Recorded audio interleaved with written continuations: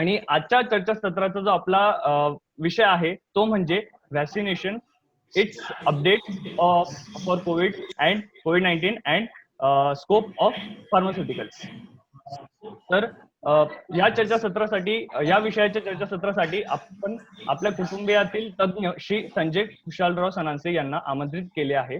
श्री संजय सनान्से यांचे शिक्षण MSc biotech आणि MBA इन ऑपरेशन असून त्यांनी त्यांच्या करिअरची सुरुवात 2008 साली सिप्ला लिमिटेड गोवा येथून ॲज अ QC अॅनालिस्ट केली आहे. त्यानंतर त्यांनी बॅक्स्टर हेल्थकेअर औरंगाबाद येथे 2 वर्ष काम केले. त्यानंतर त्यांनी सिप्ला लिमिटेड इंदोर या ग्रुपमध्ये जॉईन केले आणि तेथे ते 7 वर्ष कार्यरत होते. 2018 साली सिप्ला ग्रुप मध्ये त्यांना best employee of the year या अवॉर्डने सन्मानित केले गेले.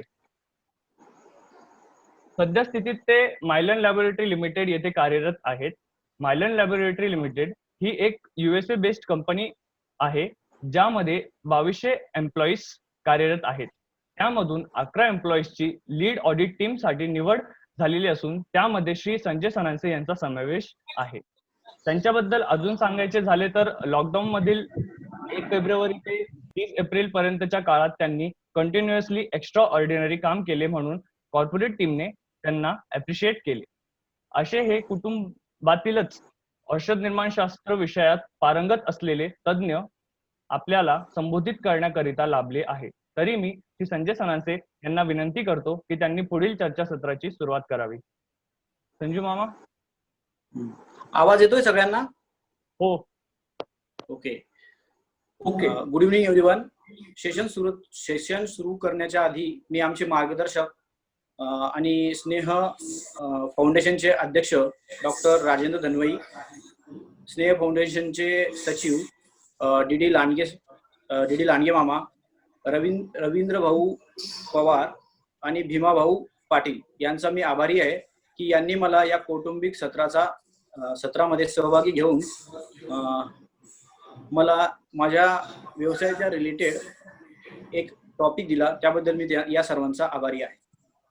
सध्या आपण कुठलेही वर्तमानपत्र किंवा न्यूज चॅनल लावले तर आपल्या समोर एक न्यूज हमखास येते, ती म्हणजे कोविड-19ची दिवसेंदिवस विलक्षण वाढणारी, कोविड-19 पॉझिटिव्ह पेशंटची दिवसेंदिवस वाढणारी संख्या. दरवर्षी कुठे आपण यावेळेस IPL क्रिकेट मॅचेसचा आस्वाद घ्यायचो आणि यावर्षी कुठे आपल्याला दिवसातून कमीत कमी 4 वेळा कोविड-19 पॉझिटिव्ह पेशंटची संख्या बघावी लागत आहे. त्याच अनुषंगाने आज आपल्या या कौटुंबिक सत्राचा विषय आहे तो म्हणजे vaccination, it's updates for covid and scope of pharmacy. याआधी मी सर्वांना एक रिक्वेस्ट करू इच्छितो. हा टॉपिक थोडा अवघड आहे. मी खूप प्रयत्न केलेला आहे की इंग्लिश शब्द कमीत कमी वापरण्याचा, पण जर अनावधाने काही शब्द आले तर मी सुरुवातीलाच माफी मागून घेतो आणि बरेच वेळेस शब्द रिकॉल करण्यासाठी गॅप द्यावा लागतो. त्यामुळे सर्वांनी मला समजून घ्यावे हीच विनंती. तर चला आपण आपल्या मुख्य विषयावर बोलूया. Next slide number 1.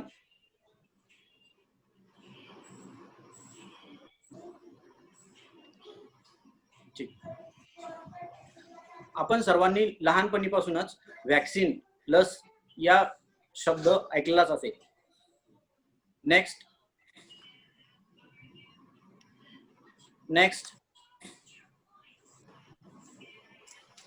ठीक. व्हॅक्सिन हा विषय समजून घेण्याआधी आपण आपल्या या सत्रामध्ये व्हायरस म्हणजे काय, बॅक्टेरिया म्हणजे काय, व्हॅक्सिनेशन, इम्युन सिस्टीम, इम्युनायझेशन, व्हॅक्सिनचे टाइप्स, इम्युनायझेशन प्रोग्राम अंतर्गत कोणकोणत्या रोगांना आपण समावेश करून घेतलेला आहे आणि आपल्या बालकांचं व्हॅक्सिनेशन करून घेतलेलं आहे.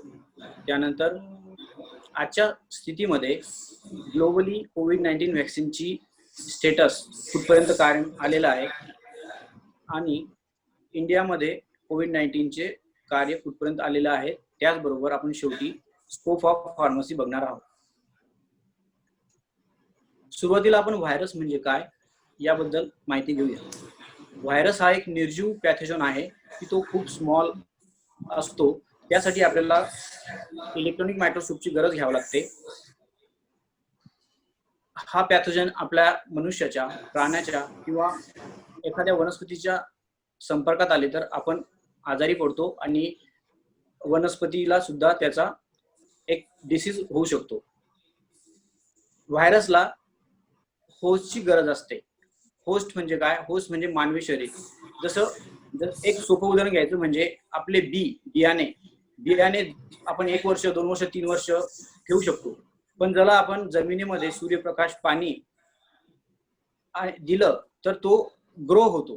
त्याच प्रकारे व्हायरस हा निर्जीव सबस्टन्स आहे, पॅथोजन आहे.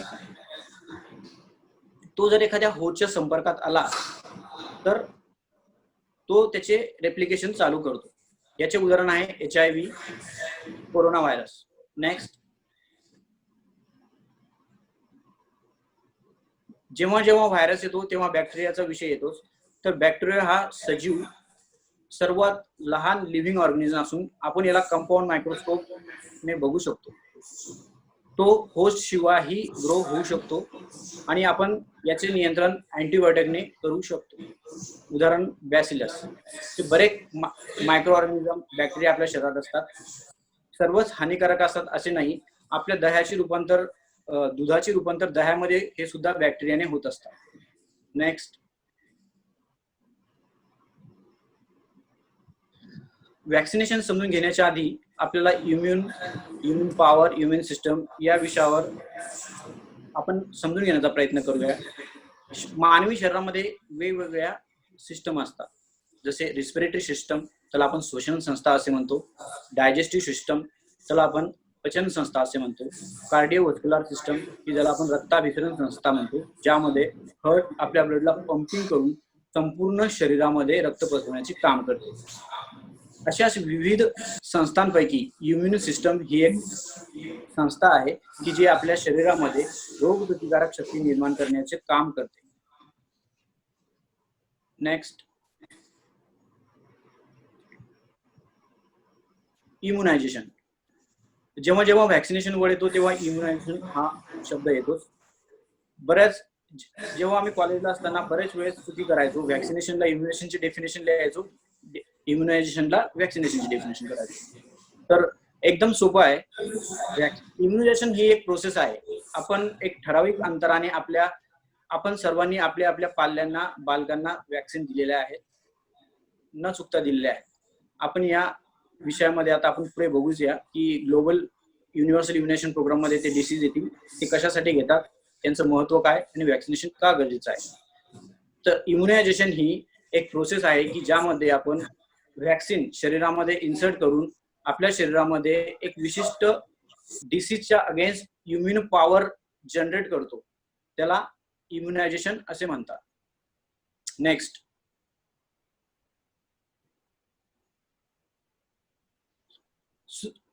व्हॅक्सिन सर्व जगामध्ये व्हॅक्सिन वर चालू आहे. तर आपण व्हॅक्सिनची थोडी हिस्ट्री बघूया. व्हॅक्सिन जगातील सर्वात पहिली व्हॅक्सिन शोधून काढली आहे ती एक ब्रिटिशचे फिजिशियन डॉक्टर एडवर्ड जेनर यांनी शोधून काढलेली आहे 1796 साली. ती लस त्यांनी स्मॉल पॉक्स या आजारावर शोधून काढलेली आहे. त्या व्हॅक्सिनचं नाव होतं व्हॅसिना व्हॅक्सिन. 1950 मध्ये जवळपास 300 to 500 मिलियन डेथ ह्या स्मॉल पॉक्स मुळे झाली होती. स्मॉल पॉक्सलाच आपण आपल्या भाषेमध्ये देवीचे आजार असे म्हणतो. पण प्रॉपर युनिव्हर्सल इम्युनायझेशन प्रोग्रामाअंतर्गत या व्हॅक्सिनचा समावेश केल्यानंतर आजच्या घडीला असा एकही एव्हिडन्स नाही की स्मॉल पॉक्स मुळे कोणी व्यक्तीचा मृत्यू झालेला आहे. कम्प्लिटली इरॅडिकेशन झालेलं आहे. हेच व्हॅक्सिनेशन आणि इम्युनायझेशनचं सक्सेस म्हणता येईल. Next, vaccine. तर व्हॅक्सिन हे काय असतं? हे एक प्रकारचं प्रिपरेशन असतं की जे आपण पॅथोजन हा बॅक्टेरिया असू शकतो, व्हायरसही असू शकतो, किंवा एखादा एनी फॉरेन पार्टिकल असू शकतो की जो आपल्या शरीरात गेला तर आपल्याला तो डिसीज कॉज करतो. तर यापासून आपण एक सबस्टन्स आयसोलेट करतो आणि आपल्या शरीरामध्ये इंजेक्ट करतो आणि आपल्या शरीराची रोगप्रतिकार शक्ती वाढवतो फॉर पर्टिक्युलर त्या एक विशिष्ट आजारासाठी. त्यास व्हॅक्सिन असे म्हणतात. आपण शॉर्ट मध्ये टाइप्स ऑफ व्हॅक्सिन बघूया. पहिला व्हॅक्सिनचा प्रकार आहे सब युनिट व्हॅक्सिन. एका पॅथोजन सांगितल्याप्रमाणे मायक्रो बॅक्टेरिया, व्हायरस याचा एक शरीराचा पार्ट. व्हायरसला काय असते, एक स्पाइक्स असतात. असे बघितलं असेल आपण, एक व्हायरसचे फिगर भरपूर न्यूजपेपरला, टीव्हीवर दाखवतात. ते स्पाइक्स घेऊन सुद्धा एक पार्ट घेऊन आपण शरीरामध्ये इंजेक्ट करतो. नो डाऊट याची अगोदर स्टडी झालेली असते. तो आपण बॉडीमध्ये इन्सर्ट करून आपल्या शरीरामध्ये इम्युन सिस्टम जनरेट करतो. अशा लसीला सब युनिट व्हॅक्सिन असे म्हणतात. त्याचं उदाहरण आहे DTP व्हॅक्सिन, की जे आपण डिप्थेरियामध्ये देतो. Live attenuated vaccine. Live attenuated vaccine म्हणजे एखादा पॅथोजन आपण जिवंतपणे शरीरामध्ये सोडतो.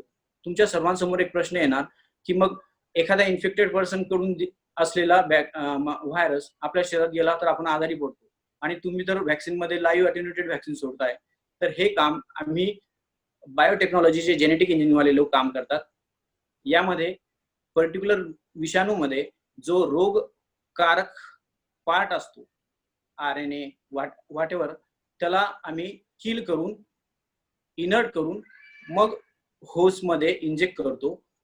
त्यामुळे शरीराची रोगप्रतिकारक शक्ती वाढते आणि अशा प्रकारच्या व्हॅक्सिनला लाईव्ह अटेन्युएटेड व्हॅक्सिन असे म्हणतात. उदाहरणार्थ MMR एक व्हॅक्सिन आहे. आपल्या पुढे बघायचं आहे ते किल्ड व्हॅक्सिन. किल्ड व्हॅक्सिन म्हणजे पॅथोजनला किल करून आपल्या शरीरामध्ये इन्सर्ट करणे आणि आपल्या शरीराची इम्युनिटी पॉवर डेव्हलप करणे, यालाच आपण किल्ड व्हॅक्सिन असे म्हणतो. उदाहरणार्थ pertussis, rabies. Number 4 nucleic acid vaccine. Generally nucleic acid कोणत्याही पॅथोजन पासून त्याचा अभ्यास करून आपण त्याचा RNA आयसोलेट करतो आणि RNA ऍज अ लस म्हणून यूज करतो. अशा प्रकारच्या व्हॅक्सिनला न्यूक्लिक ऍसिड व्हॅक्सिन असे म्हणतात. उदाहरणार्थ हेपॅटायटिस B. Next, vaccination. तर व्हॅक्सिनेशन म्हणजे लसीकरण. विशिष्ट व्हॅक्सिन आपण आपल्या शरीरामध्ये इंजेक्ट करून इम्युन सिस्टम डेव्हलप करतो, त्यालाच व्हॅक्सिनेशन असे म्हणतात. नेक्स्ट,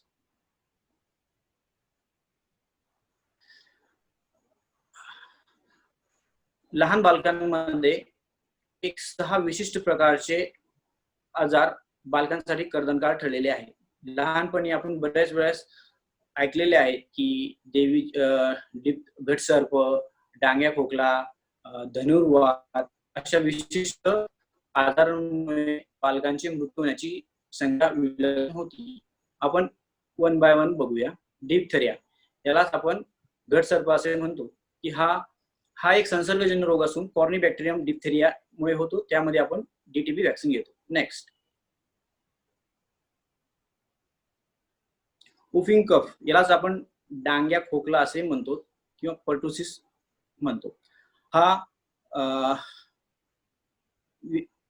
विशिष्ट एका मायक्रोऑर्गॅनिझम होतो, त्याला आपण बार्डेला पर्टुसिस असे म्हणतो. त्यामध्ये आपण DTP व्हॅक्सिन घेतो. DTP म्हणजे त्रिगुणी, 3 रोगांसाठी चालणारी. WHO सर्वेक्षणानुसार जो झाला होता लास्ट 2015, तर तोपर्यंत पूर्ण जगात 58,700 पेशंट्स होते. पण आता गेल्या 10 वर्षांमध्ये, गेल्या 5 वर्षांमध्ये इम्युनायझेशन झाल्यामुळे नंबर ऑफ पेशंट्स कमी झालेले आहेत. नेक्स्ट,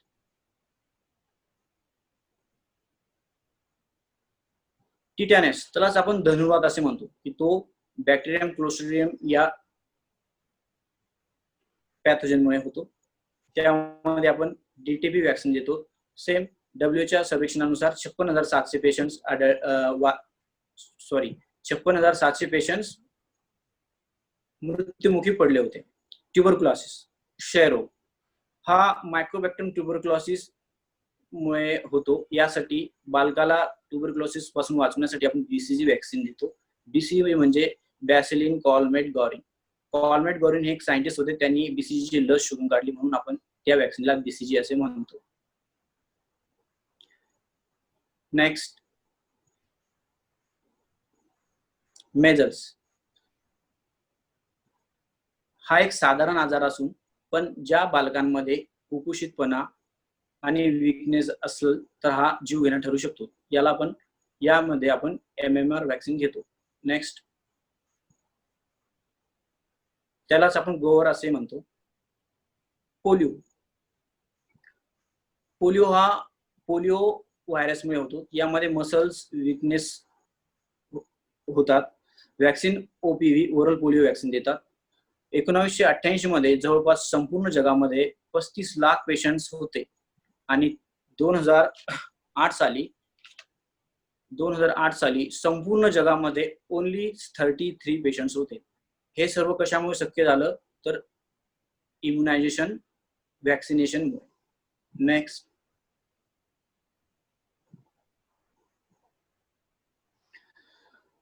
अगोदर जे आपण 6 डिसीज बघितले हे युनिव्हर्सल इम्युनायझेशनच्या प्रोग्रामच्या अंतर्गत होते. यानंतर भारत सरकारने यामध्ये 2 आजारांचा समावेश करून इम्युनायझेशन प्रोग्राम इम्प्लिमेंट केला. तो म्हणजे कोलेरा आणि टायफॉइड. याच व्यतिरिक्त नॅशनल इम्युनायझेशन प्रोग्रामच्या अंतर्गत आपल्या वॅक्सिनेशन शेड्यूल मध्ये hepatitis B, Haemophilus, influenza B या वॅक्सिनचा समावेश असतो. त्याचप्रमाणे इंडियन अकॅडमिक ऑफ पेडिट्रिशियन ही आपल्याला सजेस्ट करता की रोटा व्हायरस, न्यूमोकोकल आणि कंजुगेट वॅक्सिनचाही आपल्या इम्युनायझेशन शेड्यूल मध्ये समावेश असायला हवा. नेक्स्ट,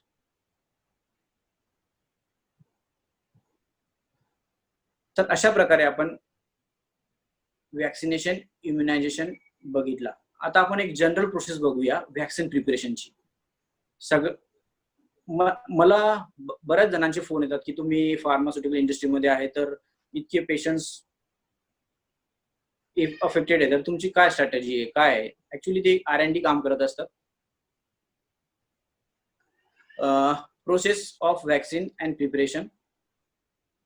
जनरली कोणतीही इफेक्टिव्ह वॅक्सिन तयार करण्यासाठी कमीत कमी 10 वर्ष लागतात, कारण की यामध्ये प्री क्लिनिकल टेस्ट असतात, त्या ॲनिमलवर होतात.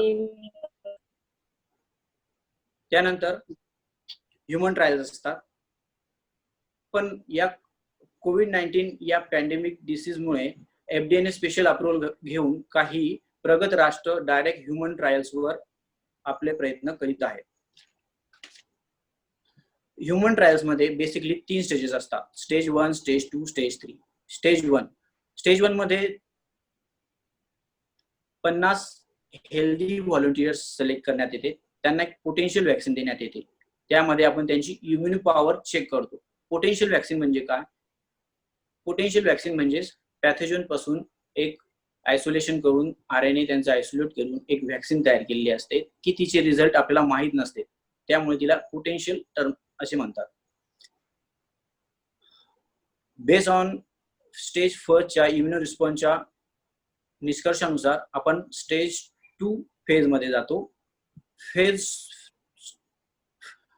2 मध्ये 500 ते 2000 व्हॉलंटियर्स असतात आणि या फेज 2 मध्ये आपल्याला अँटीबॉडीची डेव्हलपमेंट मॉनिटर करायची असते.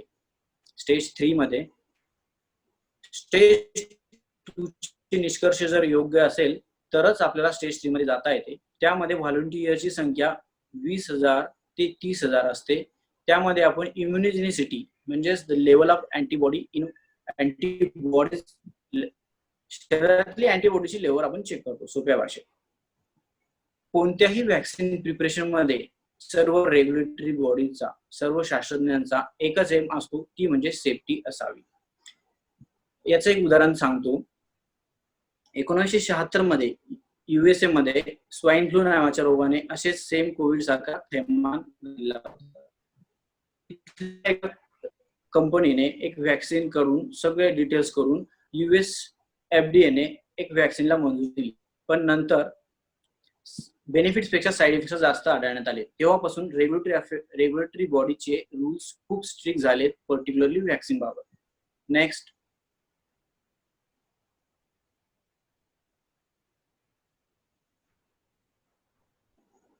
Process of vaccine preparation. कोणत्याही प्रोसेस व्हॅक्सिन प्रिपरेशनसाठी पोटेन्शियल व्हॅक्सिनची गरज असते. पोटेन्शियल व्हॅक्सिन आपण पर्टिक्युलर व्हायरस घेऊन त्याला आपण कल्टिवेट करतो. कल्टिवेट करते म्हणजेच त्याची ग्रोथ करतो, वाढ करतो एका आर्टिफिशियल फॅसिलिटीमध्ये. कारण की व्हॅक्सिन ही लार्ज प्रमाणात लागणार असते आणि इतके सारे पर्टिक्युलर पॅथोजन्स आपल्याला आर्टिफिशियल फॅसिलिटीमध्ये कल्टिवेट करावं लागतात. ते आयसोलेट करून आपण वेगवेगळ्या डिफरंट ट्रायल्स घेऊ शकतो. व्हॅक्सिन मध्ये single blind, double blind, triple blind या अशा एक फेजेस आहेत. सिंगल ब्लाइंड मध्ये व्हॉलंटियर्सला माहित नसतं, बाकी सर्वांना माहित असतं की आपण कोणत्या प्रकारची पोटेन्शियल व्हॅक्सिन दिली आहे. डबल ब्लाइंड स्टडी मध्ये व्हॉलंटियर्सला पण माहित नसतं आणि जे स्टडी कंडक्ट करतायत, जे researchers, pharmaceutical researchers, doctors, scientist, त्यामध्ये होस्टला पण माहित नसतं आणि पर्टिक्युलर देणाऱ्या व्यक्तीलाही माहित नसतं. त्याला डबल ब्लाइंड स्टडी असे म्हणतात. ट्रिपल ब्लाइंड मध्ये एक प्रोटोकॉल डिझाईन केलेला असतो आणि एका इन्स्टिट्यूटला दिलेला असतो. होस्टला माहित नसतं, जे इंजेक्शन इन्सर्ट करणार आहे त्याला माहित नसतं, जो कंडक्ट करणार आहे त्यालाही माहित नसतं. एक प्रोटोकॉल नुसार स्टडी होती. सर्वांचे सर्वेक्षण करून, निष्कर्ष करून, समरी करून, इन्फ्लुएन्स करून डेटा पाठवण्यात येतो आणि त्यावरून व्हॅक्सिन यशस्वी का अयशस्वी प्रोटोकॉल नुसार डिझाईन करण्यात येतो. नेक्स्ट,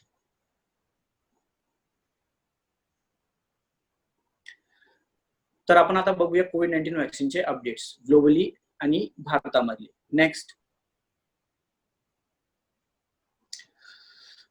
ग्लोबली सर्वच ज्या प्रगत राष्ट्रांमध्ये व्हॅक्सिनचे काम चालू आहे आणि तो एक संशोधनाचा विषय आहे. बरेच व्हॅक्सिन मध्ये फक्त सिक्रेट टर्मिनॉलॉजी केली असते, त्यामुळे आपण या विषयावर जास्त बोलणार नाही. शॉर्ट मध्ये बघूया की अमेरिकाने फर्स्ट अटेम्प्ट केला ऍट सिएटल सिटी मध्ये, जो 17 मार्च 2020 साली केला आणि त्यांच्या जे मिशन आहे त्यांच्या व्हॅक्सिनचं नाव होतं mRNA-1273. अंडर प्रोसेस आहे. पॉझिटिव्हचे चान्सेस खूप जास्त आहेत. ऑक्सफर्ड युनिव्हर्सिटी यांनी पण एक स्टडी कंडक्ट केली. यामध्ये त्यांनी 800 व्हॉलंटियर्स सिलेक्ट केले. याचे निष्कर्ष अजून अंडर प्रोग्रेस आहेत. तसेच इस्रायल आणि इटली यांनीही दावे केलेले की आमची व्हॅक्सिन फेज 3 मध्ये आहे. Next, Indian trials on covid vaccine. आपल्या सर्वांना सांगण्यास आनंद होतो की भारत हा देश व्हॅक्सिनसाठी कुठल्याही देशावर डिपेंडेंट नाही. यापूर्वीही भारत बायोटेकने रोटा व्हॅक्सिन वर काम करून संपूर्ण पुरवण्यात आलेला आहे. आपण कोविड-19 व्हॅक्सिनचे काम बघूया. सिरम इन्स्टिट्यूट ऑफ इंडिया, जी पुणे येथे स्थित आहे, यांचे कोलॅबोरेशन यूएसच्या एका फार्मास्युटिकल कंपनी कोडाजेनिक सोबत झालेले आहे आणि त्यांचं काम बीसीजीच्या रिकॉम्बिनंट व्हॅक्सिनवर चालू आहे. मायक्रोबॅक्टेरियम व्हॅक्सिन टर्मिनॉलॉजी यूज करतात, सिक्रेट असतात. नेक्स्ट, राहू द्या. Number 1 CSR. previous slide.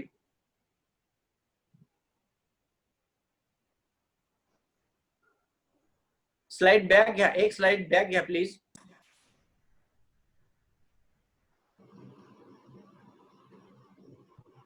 ठीक आहे. CSIR ही एक ऑटोमेटेड सेंट्रल गव्हर्नमेंटची ऑटोमेटेड संस्था आहे की जी भारतातील रिसर्च सेंटरला निधी मुबलक प्रमाणात देत असते चांगल्या कामासाठी. त्यामध्ये त्यांनी भारत बायोटेक, NCS पुणे आणि IIT इंदोरला निधी देऊन मोनोक्लोनल अँटीबॉडीचं काम चालू आहे. नंबर 3, मायक्रोबॅक्टेरियम व्हॅक्सिन ट्रायल स्टडी की PGI, post graduation of institute Chandigarh, famous institute आहे. एम्स दिल्ली आणि भोपाळ येथे काम चालू आहे. मायक्रोबॅक्टेरियम व्हॅक्सिन घेण्यामागे एक कारण आहे की ज्या देशांमध्ये BCG व्हॅक्सिन घेण्यात येते त्यामध्ये कोविड-19 पॉझिटिव्ह पेशंटची संख्या कमी आहे ऍज कम्पॅरेटिव्ह ज्या देशांच्या इम्युनायझेशन प्रोग्राम मध्ये BCG लस नाही आहे. उदाहरणार्थ इटली आणि USA यांच्या इम्युनायझेशन शेड्यूल मध्ये BCG व्हॅक्सिन नाही आहे. त्यामुळे त्यांच्या लोकसंख्येच्या घनतेनुसार त्यांची नंबर ऑफ पेशंट्स जास्त आहेत ऍज कम्पॅरेटिव्ह ज्यांच्या इम्युनायझेशन प्रोग्राम मध्ये BCG वॅक्सिन आहेत. म्हणून 90% देशांच्या कंट्रीमध्ये जे पण रिसर्च चालू आहेत त्यामध्ये जनरली मायक्रोबॅक्टेरियम वॅक्सिनच्या स्ट्रेनवर काम चालू आहे. नेक्स्ट, आपल्या सर्वांसाठी आनंदाची बातमी म्हणजे जे सिरम इन्स्टिट्यूट मध्ये वॅक्सिन डेव्हलपमेंटचं काम चालू आहे ती फेज 3 मध्ये रिकॉम्बिनंट RNA वर काम चालू आहे त्यांचं, तर ते फेज 3 मध्ये गेलेलं आहे. नेक्स्ट,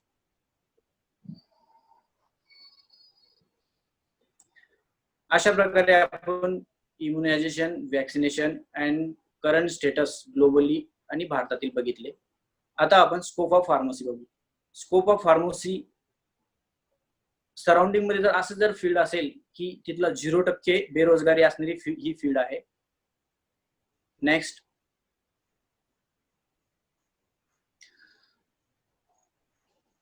स्कोप ऑफ फार्मसी असा व्ह्यूज आहे, डिपेंड अपॉन कॅन्डिडेटवर पण डिपेंड असतं. आपण बघूया सेल्स अँड मीडियामध्ये फार्मास्युटिकल्स प्रोडक्टची मार्केटिंग ही करू शकतो आपण. मीडियामध्ये जर म्हटलं तर एक वेगवेगळ्या प्रकारचे फार्मास्युटिकल्स न्यूजपेपर चालतात, जसे नेचर, रिचर. तिथे सुद्धा रजिस्टर्ड फार्मासिस्ट असतात, कारण की त्यांना जी लँग्वेज असते ती उत्कृष्टप्रमाणे मांडण्यात येते, म्हणून त्यांना ते फार्मा जर्नलिझम असतात. हॉस्पिटल फार्मासिस्ट, हॉस्पिटल बऱ्याच मोठमोठ्या बऱ्याच हॉस्पिटलमध्ये हॉस्पिटलचेच फार्मासिस्ट असतात की जे आपल्याला डोज जेवणाआधी जेवणानंतर घेण्याचे इंडिकेशन्स आपल्याला सांगतात. नंबर 2, प्रायव्हेट हॉस्पिटलमध्ये फार्मासिस्ट म्हणून पण आपण नोकरी करू शकतो. Clinical trials research, maximum research मध्ये M.Pharm आणि डॉक्टर लोक असतात, शास्त्रज्ञ लोक असतात, PhD लोक असतात. नेक्स्ट,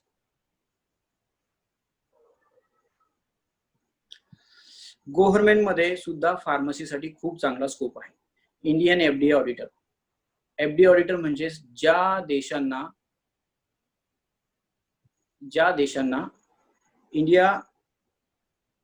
इंडियामध्ये मेडिसिन पाठवायची आहे त्यांच्यासाठी इंडियन FDA ऑडिटर जाऊन त्यांचं इन्स्पेक्शन करतात. सेंट्रल गव्हर्नमेंटच्या अधिखात्यामध्ये हे FDA इन्स्पेक्टर असतात. तसेच इन्व्हेस्टिगेटर असतात. काही पर्टिक्युलर एक्सपिरियन्स झाल्यानंतर ऑडिटरचे इन्व्हेस्टिगेटर बनतात. स्टेट गव्हर्नमेंटचे ड्रग इन्स्पेक्टर असतात की जे आपले आपण ऐकलेले बरेच मेडिकलमध्ये इन्स्पेक्शनसाठी येतात, ते आपले स्टेट गव्हर्नमेंटचे ड्रग इन्स्पेक्टर्स. तसेच सेंट्रल गव्हर्नमेंटचे बी ड्रग इन्स्पेक्टर असतात.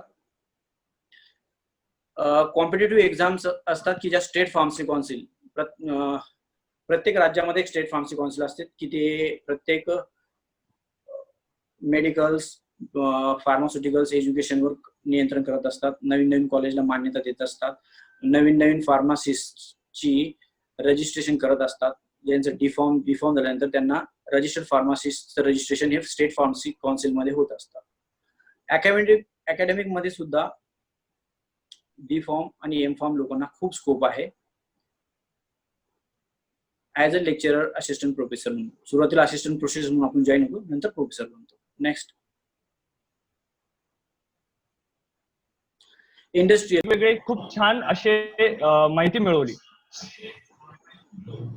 आणि आजच्या चर्चासत्राचा जो आपला विषय आहे तो म्हणजे vaccination, it's update for Covid and COVID-19 and scope of pharmaceuticals. तर या चर्चासत्रासाठी, या विषयाच्या चर्चासत्रासाठी आपण आपल्या कुटुंबियातील तज्ञ श्री संजय खुशालराव सनान्से यांना आमंत्रित केले आहे. श्री संजय सनान्से यांचे शिक्षण MSc बायोटेक आणि MBA इन ऑपरेशन असून त्यांनी त्यांच्या करिअरची सुरुवात 2008 साली सिप्ला लिमिटेड गोवा येथून ऍज अ QC अॅनालिस्ट केली आहे. त्यानंतर त्यांनी बॅक्स्टर हेल्थकेअर औरंगाबाद येथे 2 वर्ष काम केले. त्यानंतर त्यांनी सिप्ला लिमिटेड इंदोर या ग्रुपमध्ये जॉईन केले आणि तेथे ते 7 वर्ष कार्यरत होते. 2018 साली सिप्ला ग्रुप मध्ये त्यांना best employee of the year या अवॉर्डने सन्मानित केले गेले. सध्या स्थितीत ते मायलन लॅबोरेटरी लिमिटेड येथे कार्यरत आहेत. मायलन लॅबोरेटरी लिमिटेड ही एक USA बेस्ड कंपनी आहे ज्यामध्ये 2200 एम्प्लॉईज कार्यरत आहेत. त्यामधून 11 एम्प्लॉईजची लीड ऑडिट टीम साठी निवड झालेली असून त्यामध्ये श्री संजय सनान्से यांचा समावेश आहे. त्यांच्याबद्दल अजून सांगायचे झाले तर लॉकडाऊन मधील 1 फेब्रुवारी ते 30 एप्रिल पर्यंतच्या काळात त्यांनी कंटिन्युअसली एक्स्ट्रा ऑर्डिनरी काम केले म्हणून कॉर्पोरेट टीमने त्यांना अप्रिशिएट केले. असे हे कुटुंबातीलच औषध निर्माणशास्त्र विषयात पारंगत असलेले तज्ज्ञ आपल्याला संबोधित करण्याकरिता लाभले आहे. तरी मी श्री संजय सनान्से यांना विनंती करतो की त्यांनी पुढील चर्चासत्राची सुरुवात करावी. संजू मामा. आवाज येतोय सगळ्यांना? हो. Okay. Good evening everyone. Session सुरू करण्याच्या आधी मी आमचे मार्गदर्शक आणि स्नेह फाउंडेशनचे अध्यक्ष डॉक्टर राजेंद्र धनवई, स्नेह फाउंडेशनचे सचिव डी लांडगे मामा, रवींद्र भाऊ पवार आणि भीमा भाऊ पाटील यांचा मी आभारी आहे की यांनी मला या कौटुंबिक सत्रामध्ये सहभागी घेऊन मला माझ्या व्यवसायाच्या रिलेटेड एक टॉपिक दिला. त्याबद्दल मी या सर्वांचा आभारी आहे. सध्या आपण कुठलेही वर्तमानपत्र किंवा न्यूज चॅनल लावले तर आपल्या समोर एक न्यूज हमखास येते, ती म्हणजे कोविड-19ची दिवसेंदिवस विलक्षण वाढणारी कोविड-19 पॉझिटिव्ह पेशंटची दिवसेंदिवस वाढणारी संख्या. दरवर्षी कुठे आपण यावेळेस IPL क्रिकेट मॅचेसचा आस्वाद घ्यायचो आणि यावर्षी कुठे आपल्याला दिवसातून कमीत कमी 4 वेळा कोविड-19 पॉझिटिव्ह पेशंटची संख्या बघावी लागत आहे. त्याच अनुषंगाने आज आपल्या या कौटुंबिक सत्राचा विषय आहे, तो म्हणजे vaccination it's updates for covid and scope of pharmacy. याआधी मी सर्वांना एक रिक्वेस्ट करू इच्छितो. हा टॉपिक थोडा अवघड आहे. मी खूप प्रयत्न केलेला आहे की इंग्लिश शब्द कमीत कमी वापरण्याचा, पण जर अनावधाने काही शब्द आले तर मी सुरुवातीलाच माफी मागून घेतो. आणि बरेच वेळेस शब्द रिकॉल करण्यासाठी गॅप द्यावा लागतो, त्यामुळे सर्वांनी मला समजून घ्यावे हीच विनंती.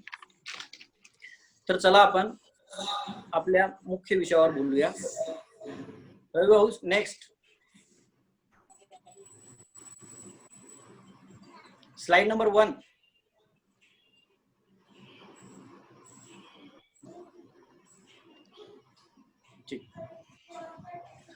आपण सर्वांनी लहानपणीपासूनच वॅक्सिन, लस या शब्द ऐकलेलाच असेल. नेक्स्ट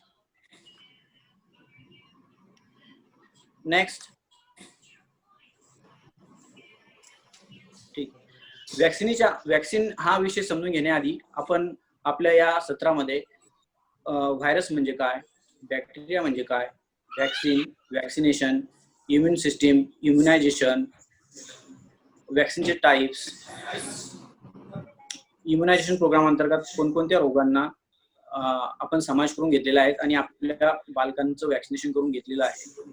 त्यानंतर आजच्या स्थितीमध्ये ग्लोबली कोविड-19 वॅक्सिनची स्टेटस कुठपर्यंत कायम आलेला आहे आणि इंडियामध्ये कोविड-19चे कार्य कुठपर्यंत आलेलं आहे. त्याचबरोबर आपण शेवटी स्कोप ऑफ फार्मसी बघणार आहोत. सुरुवातीला आपण व्हायरस म्हणजे काय याबद्दल माहिती घेऊया. व्हायरस हा एक निर्जीव पॅथोजन आहे की तो खूप स्मॉल असतो. त्यासाठी आपल्याला इलेक्ट्रॉनिक मायक्रोस्कोपची गरज घ्यावी लागते. हा पॅथोजन आपल्या मनुष्याच्या, प्राण्याच्या किंवा एखाद्या वनस्पतीच्या संपर्कात आले तर आपण आजारी पडतो आणि वनस्पतीला सुद्धा त्याचा एक डिसीज होऊ शकतो. व्हायरसला होस्टची गरज असते. होस्ट म्हणजे काय? होस्ट म्हणजे मानवी शरीर. जर एक सोपं उदाहरण घ्यायचं म्हणजे आपले बियाणे आपण 1 वर्ष, 2 वर्ष, 3 वर्ष ठेवू शकतो, पण ज्याला आपण जमिनीमध्ये सूर्यप्रकाश, पाणी दिलं तर तो ग्रो होतो. त्याच प्रकारे व्हायरस हा निर्जीव सबस्टन्स आहे, पॅथोजन आहे. तो जर एखाद्या होस्टच्या संपर्कात आला तर तो त्याचे रेप्लिकेशन चालू करतो. याचे उदाहरण आहे HIV, कोरोना व्हायरस. नेक्स्ट, जेव्हा व्हायरस येतो तेव्हा बॅक्टेरियाचा विषय येतो. तर बॅक्टेरिया हा सजीव सर्वात लहान लिव्हिंग ऑर्गॅनिझम असून आपण याला कंपाऊंड मायक्रोस्कोप ने बघू शकतो. तो होस्ट शिवायही ग्रो होऊ शकतो आणि आपण याचे नियंत्रण अँटीबायोटिकने करू शकतो. उदाहरण बॅसिलस. ते बरेच मायक्रो ऑर्गॅनिझम बॅक्टेरिया आपल्या शरीरात असतात. सर्वच हानिकारक असतात असे नाही. आपल्या दह्याचे रूपांतर दुधाचे रूपांतर दह्यामध्ये हे सुद्धा बॅक्टेरियाने होत असतात. नेक्स्ट, वॅक्सिनेशन समजून घेण्याच्या आधी आपल्याला इम्युन पॉवर, इम्युन सिस्टम या विषयावर आपण समजून घेण्याचा प्रयत्न करूया. मानवी शरीरामध्ये वेगवेगळ्या सिस्टम असतात. जसे रिस्पिरेटरी सिस्टम, त्याला आपण श्वसन संस्था असे म्हणतो. डायजेस्टिव्ह सिस्टम, त्याला आपण पचन संस्था असे म्हणतो. कार्डिओव्हास्क्युलर सिस्टम, की ज्याला आपण रक्ताभिसरण संस्था म्हणतो, ज्यामध्ये हार्ट आपल्या ब्लडला पंपिंग करून संपूर्ण शरीरामध्ये रक्त पसरवण्याचे काम करते. अशा विविध संस्थांपैकी इम्युन सिस्टम ही एक संस्था आहे की जी आपल्या शरीरामध्ये रोगप्रतिकारक शक्ती निर्माण करण्याचे काम करते. Next, immunisation. जेव्हा जेव्हा व्हॅक्सिनेशन वर येतो तेव्हा इम्युनायझेशन हा शब्द येतो. जेव्हा आम्ही कॉलेजला असताना बरेच वेळेस चुकी करायचो. व्हॅक्सिनेशनला इम्युनेशनची डेफिनेशन लिहायचो, इम्युनायझेशनला व्हॅक्सिनेशनची डेफिनेशन करायचो. तर एकदम सोपं आहे. इम्युनायझेशन ही एक प्रोसेस आहे. आपण एक ठराविक अंतराने आपण सर्वांनी आपल्या आपल्या पाल्यांना, बालकांना व्हॅक्सिन दिलेल्या आहेत, न चुकता दिलेल्या आहेत. आपण या विषयामध्ये आता आपण पुढे बघूया की ग्लोबल युनिव्हर्सल इम्युनेशन प्रोग्राम मध्ये ते डिसीज येतील, ते कशासाठी घेतात, त्यांचं महत्व काय आणि व्हॅक्सिनेशन का गरजेचं आहे. तर इम्युनायझेशन ही एक प्रोसेस आहे की ज्यामध्ये आपण व्हॅक्सिन शरीरामध्ये इन्सर्ट करून आपल्या शरीरामध्ये एक विशिष्ट डिसीजच्या अगेन्स्ट इम्युन पॉवर जनरेट करतो. त्याला इम्युनायझेशन असे म्हणतात.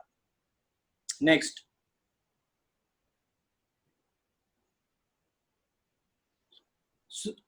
व्हॅक्सिन सर्व जगामध्ये व्हॅक्सिन वर चालू आहे. तर आपण व्हॅक्सिनची थोडी हिस्ट्री बघूया.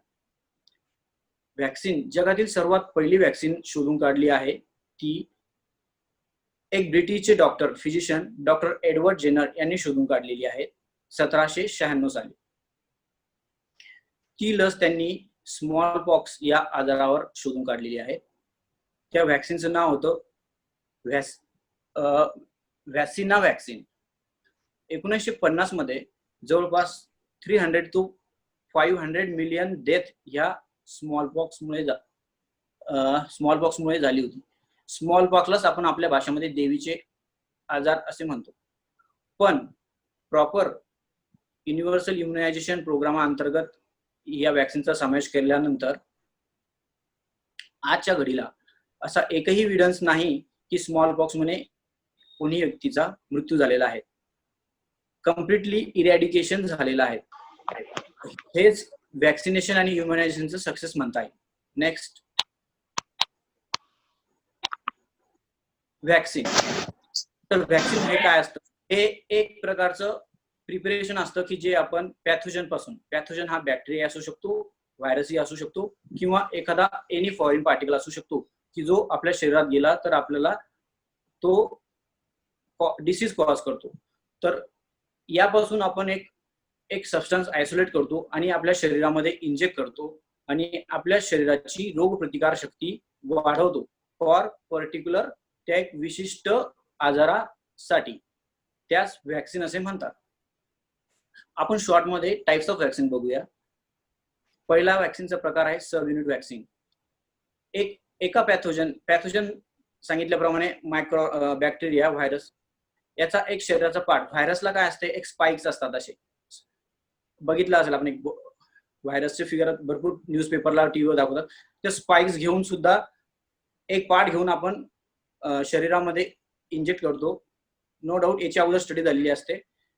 तो आपण बॉडीमध्ये इन्सर्ट करून आपल्या शरीरामध्ये इम्युन सिस्टम जनरेट करतो. अशा लसीला सब युनिट व्हॅक्सिन असे म्हणतात. त्याचं उदाहरण आहे DTP व्हॅक्सिन की जे आपण डिप्थेरियामध्ये देतो. Live attenuated vaccine.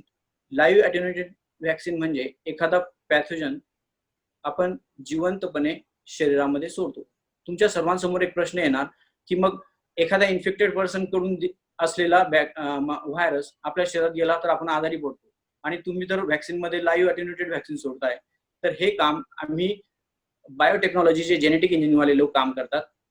यामध्ये पर्टिक्युलर विषाणूमध्ये जो रोगकारक पार्ट असतो, RNA व्हॉटएव्हर, त्याला आम्ही किल करून, इनर्ट करून मग होस्टमध्ये इंजेक्ट करतो. त्यामुळे शरीराची रोगप्रतिकारक शक्ती वाढते आणि अशा प्रकारच्या व्हॅक्सिनला लाईव्ह अटेन्युएटेड व्हॅक्सिन असे म्हणतात. उदाहरणार्थ MMR. MMR व्हॅक्सिन आहे, आपल्या पुढे बघायचं आहे ते. Killed vaccine. किल्ड व्हॅक्सिन म्हणजे पॅथोजनला किल करून आपल्या शरीरामध्ये इन्सर्ट करणे आणि आपल्या शरीराची इम्युनिटी पॉवर डेव्हलप करणे, यालाच आपण किल्ड व्हॅक्सिन असे म्हणतो. उदाहरणार्थ pertussis, rabies. Number 4 nucleic acid vaccine.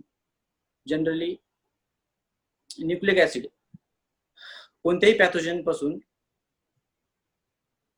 त्याचा अभ्यास करून आपण त्याचा RNA आयसोलेट करतो आणि RNA ऍज अ लस म्हणून यूज करतो. अशा प्रकारच्या व्हॅक्सिनला न्यूक्लिक ऍसिड व्हॅक्सिन असे म्हणतात. उदाहरणार्थ हेपॅटायटिस B. Next, vaccination. तर व्हॅक्सिनेशन म्हणजे लसीकरण.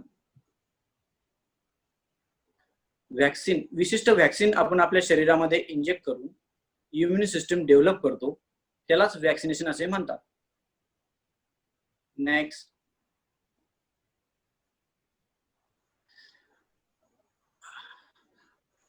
लहान बालकांमध्ये एक 6 विशिष्ट प्रकारचे आजार बालकांसाठी कर्दनकाळ ठरलेले आहेत. लहानपणी आपण बऱ्याच वेळेस ऐकलेले आहे की घटसर्प, डांग्या खोकला, धनुर्वात अशा विशिष्ट आजारांमुळे बालकांचे मृत्यू होण्याची संख्या होती. आपण 1 बाय 1 बघूया. डिप्थेरिया, यालाच आपण घटसर्प असे म्हणतो की हा एक संसर्गजन्य रोग असून कॉर्निबॅक्टेरियम डिप्थेरिया मुळे होतो. त्यामध्ये आपण DTP व्हॅक्सिन घेतो. नेक्स्ट, वुफिंग कफ, यालाच आपण डांग्या खोकला असे म्हणतो किंवा पर्टुसिस म्हणतो. हा विशिष्ट एका मायक्रोऑर्गॅनिझम होतो, त्याला आपण बार्डेला पर्टुसिस असे म्हणतो. त्यामध्ये आपण DTP व्हॅक्सिन घेतो. DTP म्हणजे त्रिगुणी, 3 रोगांसाठी चालणारी. WHO सर्वेक्षणानुसार जो झाला होता लास्ट 2015, तर तोपर्यंत पूर्ण जगात 58,700 पेशंट्स होते. पण आता गेल्या 10 वर्षांमध्ये, गेल्या 5 वर्षांमध्ये इम्युनायझेशन झाल्यामुळे नंबर ऑफ पेशंट्स कमी झालेले आहेत. नेक्स्ट,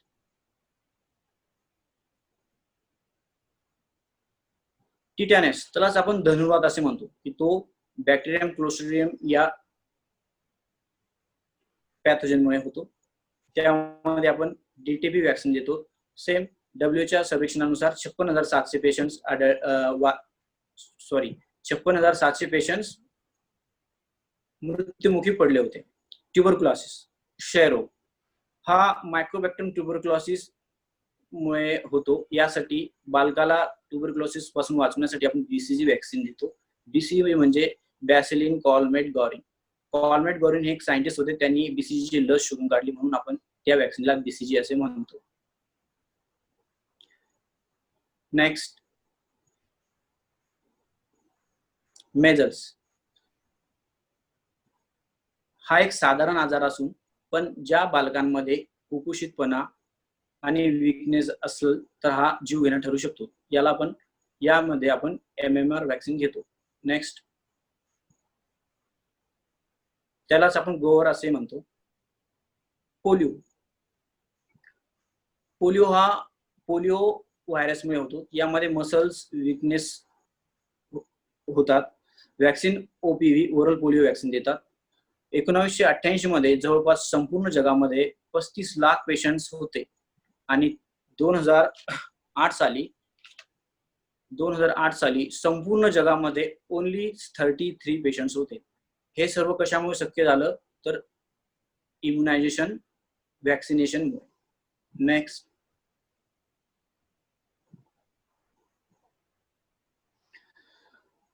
अगोदर जे आपण 6 डिसीज बघितले हे युनिव्हर्सल इम्युनायझेशनच्या प्रोग्रामच्या अंतर्गत होते.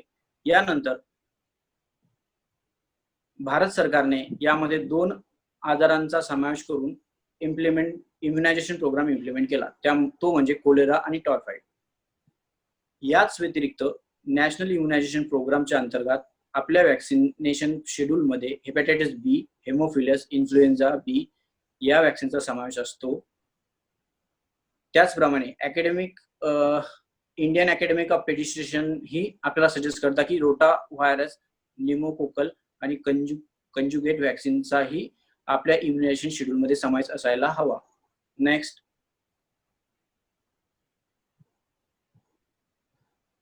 तर अशा प्रकारे आपण वॅक्सिनेशन इम्युनायझेशन बघितला. आता आपण एक जनरल प्रोसेस बघूया वॅक्सिन प्रिपरेशनची.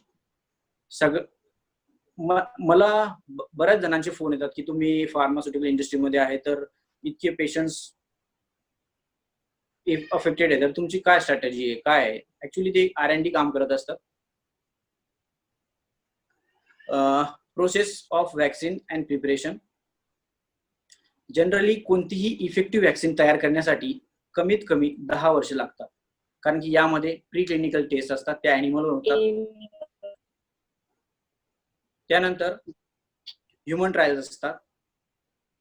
पण या कोविड-19 या पॅन्डेमिक डिसीजमुळे FDA ने स्पेशल अप्रुव्हल घेऊन काही प्रगत राष्ट्र डायरेक्ट ह्युमन ट्रायल्सवर आपले प्रयत्न करीत आहेत. ह्युमन ट्रायल्स मध्ये बेसिकली 3 स्टेजेस असतात: स्टेज 1, स्टेज 2, स्टेज 3. स्टेज 1 मध्ये 50 हेल्दी व्हॉलंटियर्स सिलेक्ट करण्यात येते. त्यांना एक पोटेन्शियल वॅक्सिन देण्यात येते. त्यामध्ये आपण त्यांची इम्युन पॉवर चेक करतो. पोटेन्शियल वॅक्सिन म्हणजे काय? पोटेन्शियल वॅक्सिन म्हणजे पॅथोजन पासून एक आयसोलेशन करून RNA त्यांचा आयसोलेट करून एक वॅक्सिन तयार केलेली असते की तिचे रिझल्ट आपल्याला माहीत नसते, त्यामुळे तिला पोटेन्शियल टर्म असे म्हणतात. बेस्ड ऑन स्टेज 1 च्या इम्युनो रिस्पॉन्सच्या निष्कर्षानुसार आपण स्टेज 2 फेज मध्ये जातो. फेज 2 मध्ये 500 ते 2000 व्हॉलंटियर्स असतात आणि या फेज 2 मध्ये आपल्याला अँटीबॉडीची डेव्हलपमेंट मॉनिटर करायची असते. स्टेज 3 मध्ये स्टेज 2 चे निष्कर्ष जर योग्य असेल तरच आपल्याला स्टेज 3 मध्ये जाता येते. त्यामध्ये व्हॉलंटियरची संख्या 20,000 ते 30,000 असते. त्यामध्ये आपण इम्युनिजेनिसिटी म्हणजेच the level of antibody in antibodies, शरीरातली अँटीबॉडीची लेवल आपण चेक करतो सोप्या भाषेत. कोणत्याही वॅक्सिन प्रिपरेशन मध्ये सर्व रेग्युलेटरी बॉडीचा, सर्व शास्त्रज्ञांचा एकच एम असतो, ती म्हणजे सेफ्टी असावी. याचं एक उदाहरण सांगतो. 1976 मध्ये USA मध्ये स्वाईन फ्लू नावाच्या रोगाने असेच सेम कोविड सारखा थैमान दिला. कंपनीने एक वॅक्सिन करून सगळे डिटेल्स करून US FDA ने एक वॅक्सिनला मंजुरी दिली, पण नंतर बेनिफिट्स पेक्षा साईड इफेक्ट्स जास्त आढळण्यात आले. तेव्हापासून रेग्युलेटरी बॉडीचे रूल्स खूप स्ट्रिक्ट झालेत, पर्टिक्युलरली वॅक्सिन बाबत. नेक्स्ट,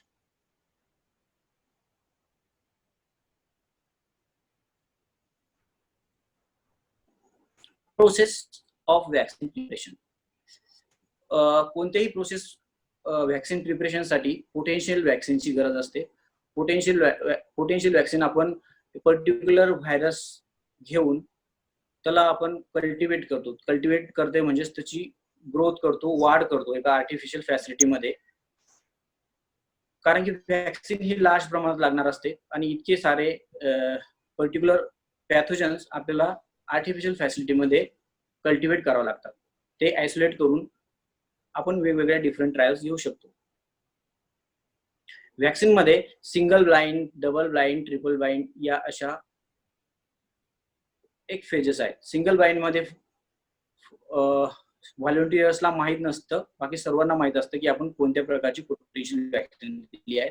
डबल ब्लाइंड स्टडी मध्ये व्हॉलंटियर्सला पण माहित नसतं आणि जे स्टडी कंडक्ट करतायत, जे researchers, pharmaceutical researchers, doctors, scientist, त्यामध्ये होस्टला पण माहित नसतं आणि पर्टिक्युलर देणाऱ्या व्यक्तीलाही माहित नसतं. त्याला डबल ब्लाइंड स्टडी असे म्हणतात. ट्रिपल ब्लाइंड मध्ये एक प्रोटोकॉल डिझाईन केलेला असतो आणि एका इन्स्टिट्यूटला दिलेला असतो. होस्टला माहित नसतं, जे इंजेक्शन इन्सर्ट करणारा त्याला माहित नसतं, जो कंडक्ट करणार आहे त्यालाही माहित नसतं. एक प्रोटोकॉल नुसार स्टडी होती, सर्वांचे सर्वेक्षण करून, निष्कर्ष करून, समरी करून, इन्फ्लुएन्स करून डेटा पाठवण्यात येतो आणि त्यावरून व्हॅक्सिन यशस्वी का अयशस्वी प्रोटोकॉल नुसार डिझाईन करण्यात येतो. नेक्स्ट,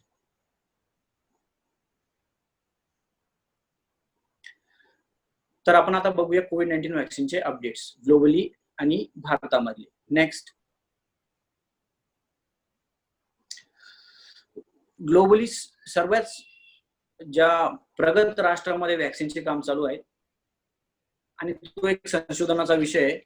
बरेच व्हॅक्सिन मध्ये फक्त सिक्रेट टर्मिनॉलॉजी केली असते, त्यामुळे आपण या विषयावर जास्त बोलणार नाही. शॉर्ट मध्ये बघूया की अमेरिकाने फर्स्ट अटेम्प्ट केला ऍट सिएटल सिटी मध्ये, जो 17 मार्च 2020 साली केला आणि त्यांच्या जे मिशन आहे त्यांच्या व्हॅक्सिनचं नाव होतं mRNA 1273. अंडर प्रोसेस आहे. पॉझिटिव्हचे चान्सेस खूप जास्त आहेत. ऑक्सफर्ड युनिव्हर्सिटी यांनी पण एक स्टडी कंडक्ट केली. यामध्ये त्यांनी 800 व्हॉलंटियर्स सिलेक्ट केले. याचे निष्कर्ष अजून अंडर प्रोग्रेस आहेत. तसेच इस्रायल आणि इटली यांनीही दावे केलेले की आमची व्हॅक्सिन फेज 3 मध्ये आहे. Next, Indian trials on covid vaccine. आपल्या सर्वांना सांगण्यास आनंद होतो की भारत हा देश व्हॅक्सिनसाठी कुठल्याही देशावर डिपेंडेंट नाही. यापूर्वीही भारत बायोटेकने रोटा व्हॅक्सिन वर काम करून संपूर्ण देशाला पुरवण्यात आलेला आहे. आपण कोविड-19 व्हॅक्सिनचे काम बघूया. सिरम इन्स्टिट्यूट ऑफ इंडिया, जी पुणे येथे स्थित आहे, यांचे कोलॅबोरेशन यूएसच्या एका फार्मास्युटिकल कंपनी कोडाजेनिक सोबत झालेलं आहे आणि त्यांचं काम बीसीजीच्या रिकॉम्बिनंट व्हॅक्सिनवर चालू आहे. मायक्रोबॅक्टेरियम व्हॅक्सिन टर्मिनॉलॉजी यूज करतात, सिक्रेट असतात. नेक्स्ट, राहू द्या. Number 1 CSR. previous slide.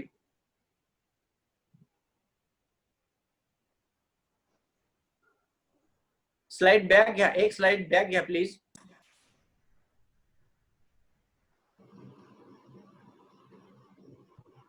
ठीक आहे.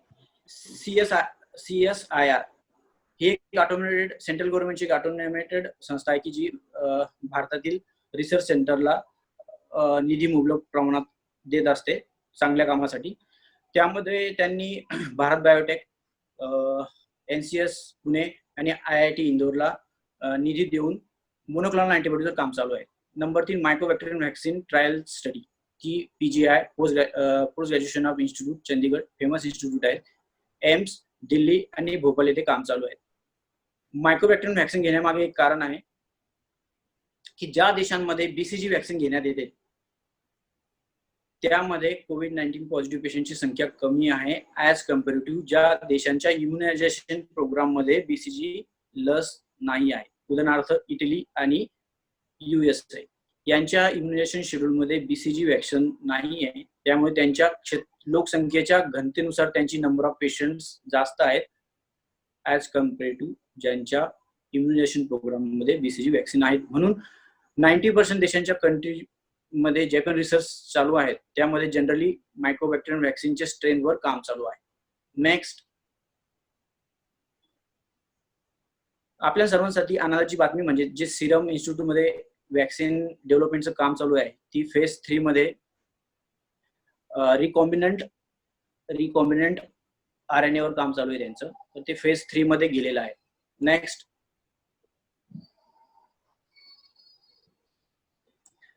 अशा प्रकारे आपण immunisation, vaccination and current status globally आणि भारतातील बघितले. आता आपण स्कोप ऑफ फार्मसी बघू. स्कोप ऑफ फार्मसी सराउंडिंग मध्ये जर असं जर फील्ड असेल की तिथला 0% बेरोजगारी असणारी ही फील्ड आहे. नेक्स्ट,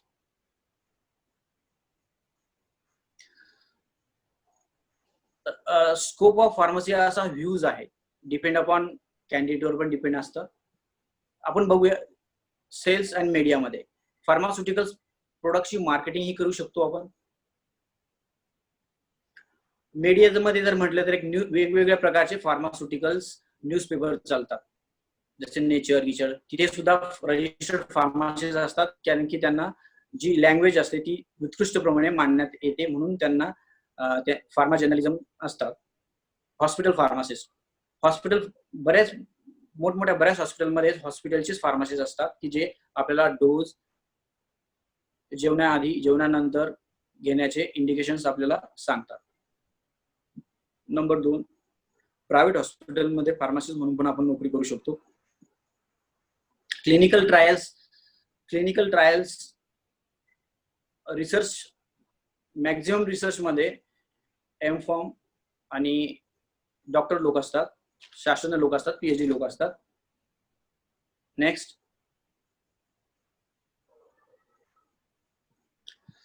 गव्हर्नमेंट मध्ये सुद्धा फार्मसीसाठी खूप चांगला स्कोप आहे. Indian FDA auditor. FDA auditor म्हणजे ज्या देशांना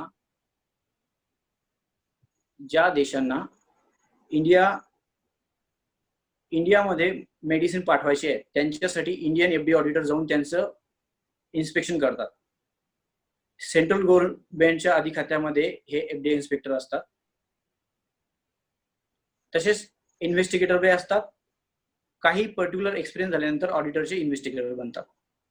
स्टेट गव्हर्नमेंटचे ड्रग इन्स्पेक्टर असतात की जे आपले आपण ऐकलेले बरेच मेडिकलमध्ये इन्स्पेक्शनसाठी येतात, ते आपले स्टेट गव्हर्नमेंटचे ड्रग इन्स्पेक्टर्स. तसेच सेंट्रल गव्हर्नमेंटचे बी ड्रग इन्स्पेक्टर असतात. कॉम्पिटेटिव्ह एक्झाम्स असतात की ज्या स्टेट फार्मसी काउन्सिल, प्रत्येक राज्यामध्ये एक स्टेट फार्मसी काउन्सिल असते की ते प्रत्येक मेडिकल्स, फार्मास्युटिकल्स एज्युकेशनवर नियंत्रण करत असतात. नवीन नवीन कॉलेजला मान्यता देत असतात. नवीन नवीन फार्मासिस्टची रजिस्ट्रेशन करत असतात. ज्यांचं बी फॉर्म झाल्यानंतर त्यांना रजिस्टर्ड फार्मासिस्टचं रजिस्ट्रेशन हे स्टेट फार्मसी काउन्सिल मध्ये होत असतात. अकॅडमिक मध्ये सुद्धा बी फॉर्म आणि एम फॉर्म लोकांना खूप स्कोप आहे. As a lecturer, assistant professor म्हणून. सुरुवातीला असिस्टंट प्रोफेसर म्हणून आपण जॉईन होतो, नंतर प्रोफेसर बनतो. Next, industrial job. ह्यूज आणि ट्रिमंडस स्कोप इंडस्ट्रियल जॉब मध्ये आहेत बी फॉर्म, एम फॉर्म मध्ये. असं म्हणलं जातं की अकॅडमिक मधले हे एक असं अकॅडमिक आहे की जे इंडस्ट्रीमध्ये चालणारे सब्जेक्ट हे एम फॉर्मला आलेले आहेत. Quality assurance M form, QA quality assurance M फॉर्मचा एक सब्जेक्ट आलेला आहे. फार्माको व्हिजिलन्स आलेला आहे. सुरुवातीला फार्मास्युटिक्स आणि फार्माकॉग्नसी असे बेसिक सब्जेक्टवर एम फॉर्म असायचं. इंडस्ट्रियल जॉब मध्ये मॅन्युफॅक्चरिंग मध्ये production, QC, warehouse, R&D, QA, drug discovery, analytical method development, analytical method transfer, अशा खूप खूप चांगला स्कोप आहे. बायोटेक्नॉलॉजी, जेनेटिक इंजिनिअरिंग, बायोटेक्नॉलॉजी मध्ये पण रजिस्टर्ड फार्मासिस्टला खूप स्कोप आहे. Next,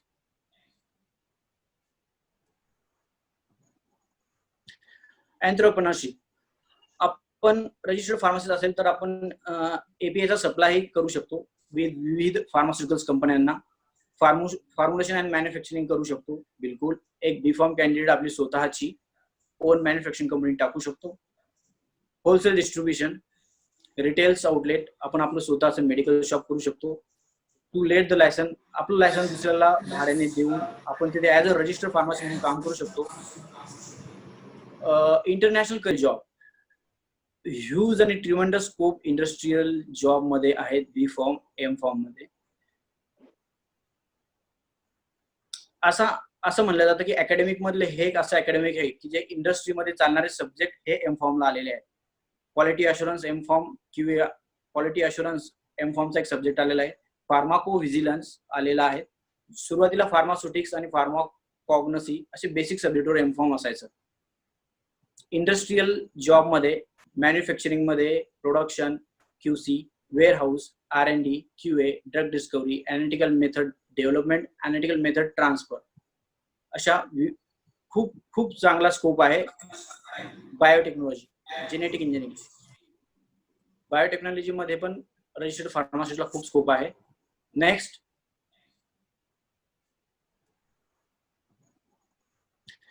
entrepreneurship. आपण रजिस्टर्ड फार्मसिस्ट असेल तर आपण एपीआयचा सप्लाय करू शकतो विविध फार्मास्युटिकल्स कंपन्यांना. फॉर्म्युलेशन अँड मॅन्युफॅक्चरिंग करू शकतो. बिलकुल एक बीफॉर्म कॅन्डिडेट आपली स्वतःची ओन मॅन्युफॅक्चरिंग कंपनी टाकू शकतो. होलसेल डिस्ट्रीब्युशन, रिटेल्स आउटलेट, आपण आपलं स्वतःचं मेडिकल शॉप करू शकतो. टू लेट द लायसन, आपलं लायसन्स दुसऱ्याला भाड्याने देऊन आपण तिथे ऍज अ रजिस्टर्ड फार्मसी म्हणून काम करू शकतो. इंटरनॅशनल करिअर सुद्धा येत आहेत. हा आपल्या सांगण्याला आपल्या सर्वांना सांगण्यात खूप आनंद होईल की WHO वर्ल्ड हेल्थ ऑर्गनायझेशन मध्ये सर्वात जास्त ऑडिटर असतील तर ते आपले भारतातले आहेत आणि याचं सर्व श्रेय इंडियन फार्मास्युटिकल फील्डला जातं. USFDA ऑडिटर मध्येही आपले इंडियन खूप चांगले ऑडिटर आहेत. नेक्स्ट, जे त्यांचं बॅकग्राऊंड फार्मसी आहे.